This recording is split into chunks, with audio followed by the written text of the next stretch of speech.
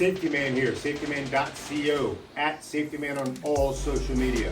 Beyond the HQC, beyond the CCW, we're going to give you some tactical shooting tips to keep you alive and to help you do better than passing the handgun qualification course. So we're going to talk about shooting from behind cover. Cover stops bullets. Concealment hides you, cover protects you. So we're going to simulate this basement post as cover.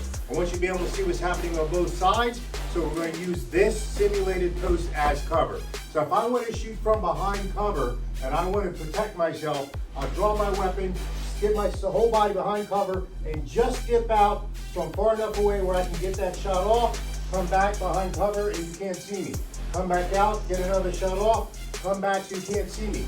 I might take a knee, lean out, just get another shot off, come back in so you can't see me. If I want to come back out again, I'll stand up, lean out, get another shot off so you can't see me. Bring the gun in, come back, look at the holster, find the holster, secure the holster, reconceal, back to that international ready position. Safety Man, stay safe.